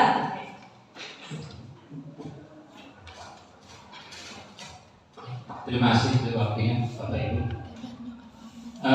Ini kan kita sedang membicarakan tentang budaya positif. Ketika budaya positif akan diterapkan di suatu sekolah, mekanisme apa yang harusnya kita lakukan? Apakah dari keyakinan kelas naik, kemudian jadi keyakinan sekolah, kemudian jadi visi misi dan sebagainya, atau justru sepakatan dulu kita bentuk visi misi kemudian diberikan sampai ke keyakinan kelas. Yang kedua, saya lebih agak bingung tadi, saya dari generasi lama tentang hukuman ya. Tadi di video sempat ada yang mengatakan ada peraturan sekolah kamu kok begini, tapi di sisi lain ada lagi video yang menyatakan keyakinan sekolah. Nah, antara konsekuensi dan hukuman itu, kalau pemahaman saya, selama itu ada kesepakatan, maka hukuman apapun atau bentuknya apapun adalah sebuah konsekuensi, bukan sebuah hukuman. Misalkan saya kasih push up ke anak-anak, tapi itu sudah saya sepakati dengan anak-anak, maka itu adalah konsekuensi dari apa yang kita sepakati. Itu saja dari saya. Terima kasih. Matur nuwun nggih Pak. Luar biasa sekali ya. Ini saya menjawab ya hukuman sama konsekuensi dulu ya. Setuju Pak, memang betul. Walaupun bentuknya terlihat seperti hukuman, tapi kalau memang itu justru kadang muridnya sendiri yang menginisiasi seperti itu ya, karena sudah kesepakatan seperti itu, ya itu bisa jadi bentuk konsekuensi. Misalnya kayak saya tadi membuat keyakinan kelas, kalau datangnya terlambat bagaimana, push up 10 kali. Cuma kan baiknya keyakinan kelas itu kan diminimalisir dari hal-hal yang seperti itu. Tapi kalau ini kan membahaskan konsekuensi sama hukuman, betul Pak. Kalau memang kesepakatan antara guru dan murid dan memang semua yang melakukan kesalahan yang sama, konsekuensinya juga juga sama. Kalau Maida 10 kali, besoknya kalau Naila juga 10 kali. Kalau hukuman itu sifatnya tuh kadang bebas, langsung saat itu juga, dan kadang nggak menentu itu Pak yang hukumannya. Kadang sesuai mood guru, melihat muridnya juga, ada unsur objektif juga, dan seterusnya. Itu kalau hukuman. Tapi kalau seperti yang saya setuju Pak ya, itu juga salah satu bentuk konsekuensi. Kemudian tadi yang pertama tadi mengenai ya Bu Eni, monggo. Oke, saya jawab tentang tadi yang apa yang harus dilakukan terlebih dahulu. Kalau menurut saya, mohon maaf jika ini salah, nanti mohon Pak untuk memberikan koreksi seperti itu ya. Kalau menurut saya adalah kita membuat keyakinan kelas terlebih dahulu. Jadi keyakinan kelas atau keyakinan sekolah. Jadi anak seperti ini videonya, anak diminta menuliskan nilai-nilai kebajikan apa yang diyakini. Nah, seperti ini. Ini tadi tentang pembelajaran di kelas atau di sekolah, kemudian hubungan dengan teman dan harapan apa yang diinginkan dari sekolah. Ini. Kemudian mereka menempelkan seperti ini.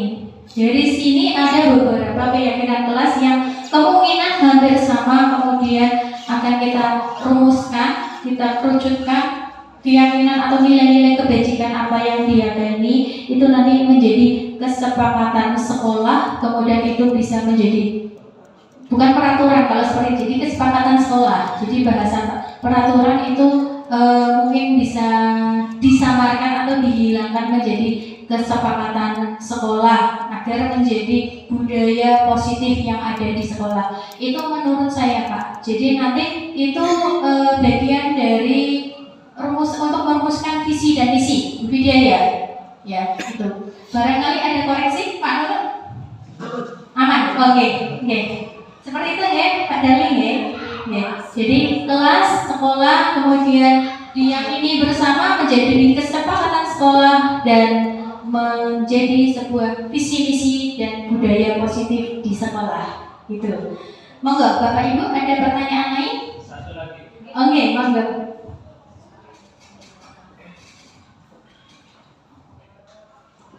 Sikapi tadi ketika kita berawal dari bawah, berarti otomatis visi misi sekolah itu akan tersusun untuk tahun selanjutnya. Karena ini dilakukan setelah pembelajaran, bukan sebelum pembelajaran. Ada seperti itu. Maksudnya dari budaya sekolah itu seperti itu. Oke, terima kasih.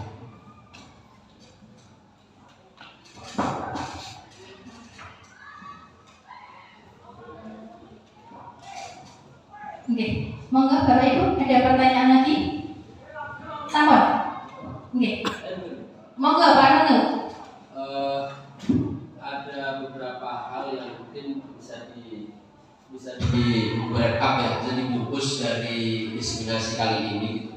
Yang sebenarnya yang paling mungkin dasar dan perlu kita garis bawahi, terus cetak tebal warna merah itu adalah bahwa yang namanya merdeka belajar itu bukan bebas belajar. Sebenarnya itu tuh jadi satu kunci betul bagi guru dan semua tenaga pendidikan. Merdeka itu bukan bebas, itu masih ada di mana-mana bahwa orang mengatakan bahwa karena merdeka, apalagi ada platform merdeka mengajar, yang penting udah install platform merdeka mengajar terus bebas orang mau ngajar. Artinya kita bisa bedakan antara merdeka dengan bebas itu berbeda.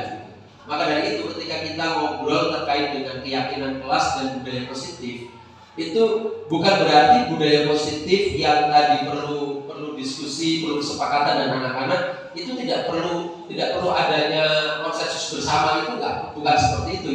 Kalau memang merdeka itu dianggap bebas, berarti saat ini di mana Indonesia sudah merdeka dan saya jadi warga merdeka, saya boleh dong bawa Bu Vidya pulang ke rumah saya.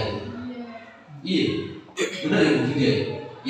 Kalau memang seandainya itu merdeka itu dianggap bebas, saya boleh dong ambil papan tulisnya SMP untuk saya bawa pulang ke rumah saya sendiri. Karena merdeka itu seperti yang dikatakan Ki Hajar Dewantara. Jadi ada satu lagi tuh selain yang konsep yang itu, bahwa merdeka itu bukan berarti kita itu memerdekakan individu gitu. Tapi kita yakin bahwa kita itu juga tidak boleh merdeka diri sendiri dengan mengorbankan kemerdekaan orang. Jadi kita juga bagian dari orang lain. Maka dari itu ketika kita ngobrol terkait dengan budaya positif, itu satu hal yang saya dapat hari ini yang pertama terkait dengan delusi kontrol tadi, bahwa saya melihat memang tidak ada orang yang bisa mengontrol diri kita selain kita sendiri. Saya nggak bisa tuh dengan Pak Bergas, kalau saya mau melawan membuka tangannya Pak Bergas, kayaknya saya malah mengguyur Bu. Kalau tadi itu, ketika Pak Bergas pegang genggaman tangannya gitu ada sesuatu yang berharga, saya jelas kalah. Yang kedua, saya hanya bisa dengan cara lobby. Ternyata juga gagal, gitu. Saya kembali lagi ingat lagi bahwa ketika saya pernah dapat amplop dari salah satu caleg, gitu, itu saya dapat, teman saya dapat.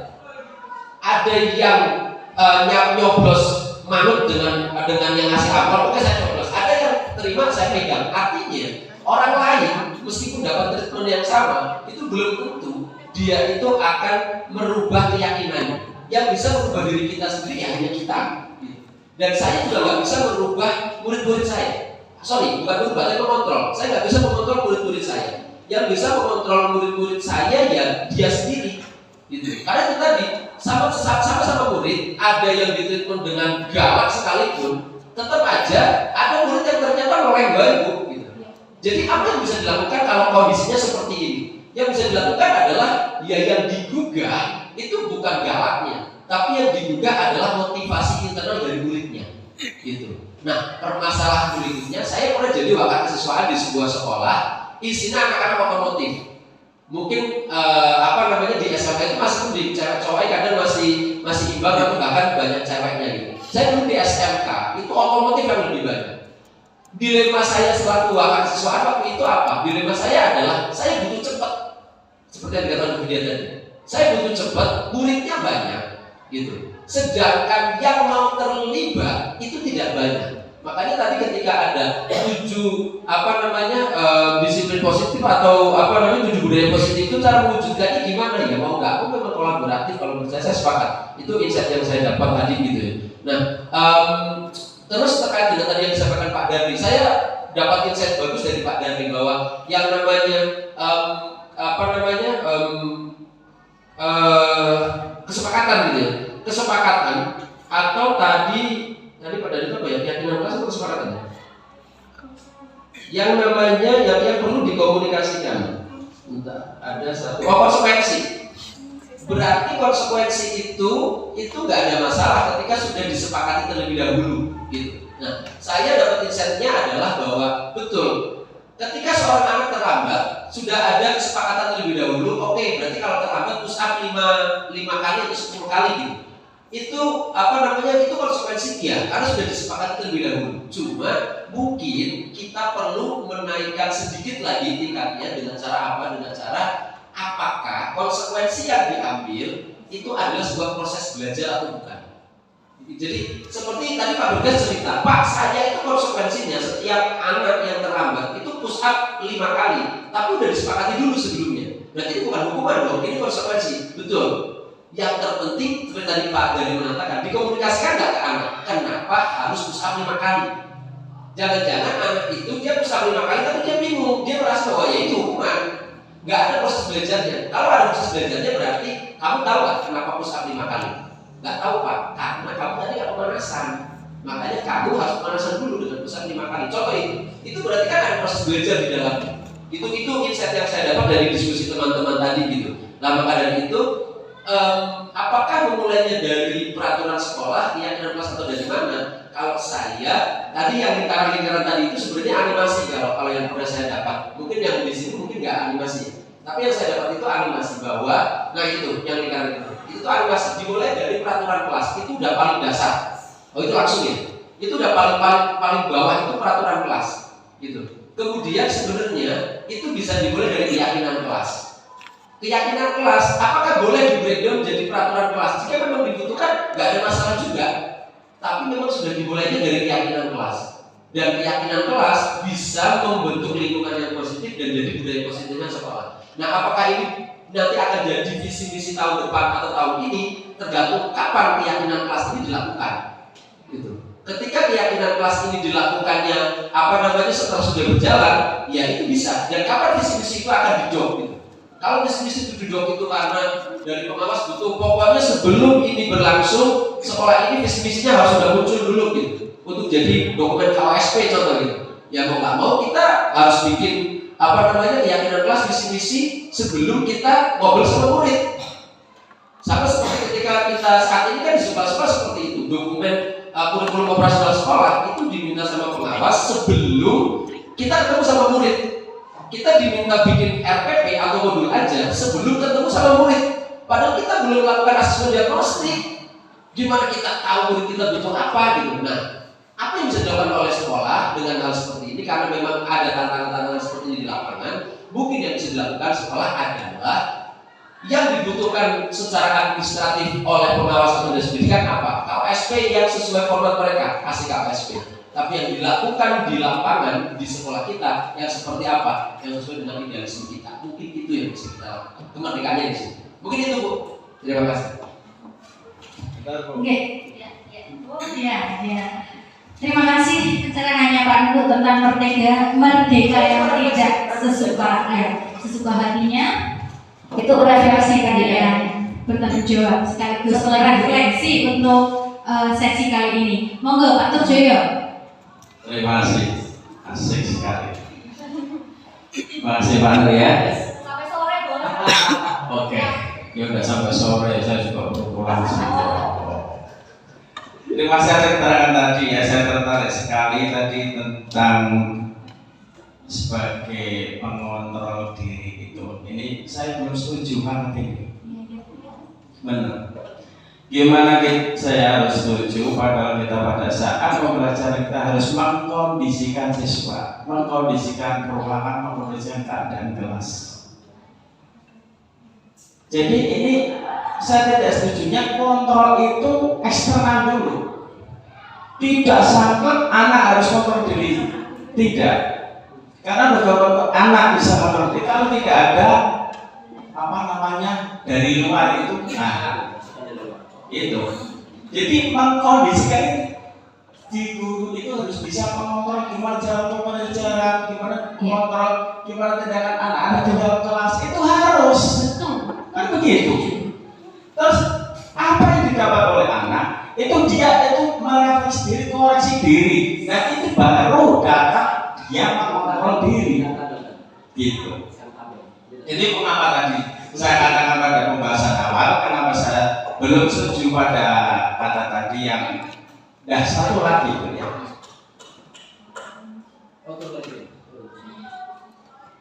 Ada nggak terkait dengan yang bisa diberikan orang lain hanyalah informasi ada? Jadi begitu. Jadi memang betul semuanya kok nama Pak yang kata Pak Harno. Semua datang dari sendiri, niatnya sendiri. Namun kita tidak boleh lupa bahwa di sekitar kita ada sesuatu yang mempengaruhi pola hidup kita. Makanya yang berpengaruh besar itu yang di luar kita. Gimana kita mau mengontrol diri kalau tidak ada kontrol dari luar dulu begitu. Betul ya. Terima kasih. Luar biasa sekali ya. Wah, tambah semangat ya ini diskusinya ya. Saya mau coba jawab, tapi nanti tolong dikoreksi ya Mas. Saya takut kalau menjawab pertanyaan. Gini ya, itulah Pak Turjoyo gunanya kita sebagai guru. Pasti ada sesuatu yang bisa kita berikan untuk bagaimana menggali motivasi intrinsik dari siswa. Saya sangat setuju bahwa itu tidak semata-mata siswa menyadari.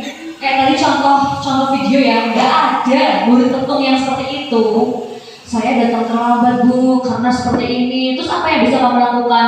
Saya bisa, gimana kalau saya soal kayaknya belum pernah juga saya menemukan ada motivasi dari dalam diri murid yang menyatakan ide-ide bagaimana cara dia untuk memperbaiki kesalahannya. Betul. Bahkan murid yang tadi pun tidak, ya mungkin dia menyadari tapi kan mau lolos aja gitu kan.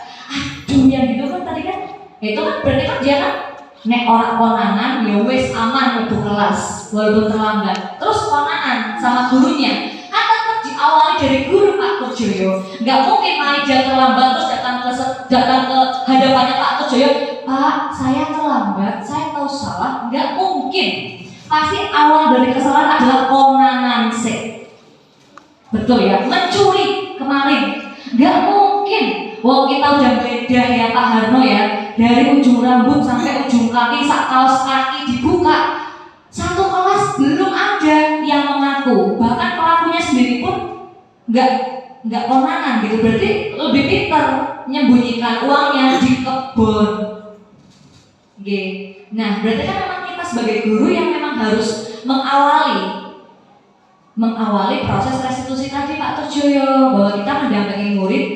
Nah, ya ditanyakan alasannya, kemudian yang tadi segitiga restitusi tadinya dengan hasil akhir adalah menggali keyakinan bersama yang harus dilakukan dan tidak boleh dilakukan. Pada akhirnya adalah solusi untuk memecahkan masalah tersebut. Seperti itu Kak. Kalau jawaban saya Pak Turjoyo sudah puas atau belum puas nih? Bu Eni menambahkan sedikit mungkin. Ya, jadi tadi berawal dari kewenangan dulu, tapi setelah itu tetap anak itu pasti akan merefleksikan apa yang telah diperbuatnya, seperti itu, kesalahannya pasti Pak Turjoyo ya. Tinggal kita mengarahkan saja. Memang berawal dari orang lain, tapi setelah itu intrinsik atau internal dari diri anak tersebut. Ngatain nggih? Oke. Matur Bapak Ibu, perlu refleksi lagi Bu Vidya? Cukup ya refleksinya? Oke, monggo Pak Nun akan memberikan refleksi lagi. Oke, tapi memang menarik sih ngobrol seperti ini. Makanya ini tuh komunitas praktisi kalau memang berjalan di jalan oleh guru penggerak itu jadi menarik sekali. Banyak diskusi-diskusi yang seru. Gini, terkait dengan kita coba sedikit ulas lagi terkait dengan tadi yang bisa mengontrol orang itu siapa gitu. Saya sepakat dengan Pak Turjoyo bahwa yang bisa mengontrol seseorang itu salah satunya dari luar, betul. Salah satunya dari luar, betul. Jadi ada salah satu slide, mungkin di situ nggak ada. Gitu. Ada salah satu slide yang menyebutkan di sana bahwa ya orang lain hanya bisa memberikan informasi, gitu. Tapi keputusan dan kontrol diri itu tetap ada di kita sendiri, gitu. Dan kalau kita ngobrol terkait dengan bagaimana seseorang itu belajar, gitu ya, belajar untuk merubah diri, gitu, untuk meningkatkan kompetensinya dia, itu yang paling efektif ya selalu dari internalnya seseorang. Gitu. Karena yang bisa dilakukan orang itu hanya memberikan informasi, membujuk, kemudian mengajak, gitu, termasuk memarahi, mengiming-imingi, itu dalam rangka kita itu memberikan informasi. Hanya dalam rangka kita memberikan informasi ke seseorang. Namun bagaimana orang itu nanti akan bertindak seperti apa, itu kontrolnya ada di diri seseorang itu sendiri. Gitu. Itu sebenarnya seperti itu. Mungkin itu. Baik, terima kasih banyak Pak Nunur. Cukup deh Bapak Ibu, semakin tercerahkan atau semakin banyak PR yang harus kita benahi satu persatu terkait dengan disiplin ya. Tentunya insya Allah ini akan memberikan manfaat yang luar biasa kepada kita ya. Bu Vidya mau menambahin? Enggak. Kalau tidak ada tambahan Bapak Ibu, matur nuwun, terima kasih telah meluangkan waktu dalam acara diseminasi budaya positif SMP Negeri 1 Petung Kriyono. Saya bersama Bu Vidya Hidayati matur nuwun sangat sekali lagi ucapkan terima kasih dan mohon maaf apabila dalam menyampaikan materi tentang budaya positif ini masih ada hal-hal yang kurang atau mungkin pertanyaannya tidak bisa kami jawab dengan sempurna atau maksimal. Seperti itu, nggih. Kurang lebihnya kami mohon maaf. Billahi taufiq wal hidayah. Wassalamualaikum warahmatullahi wabarakatuh.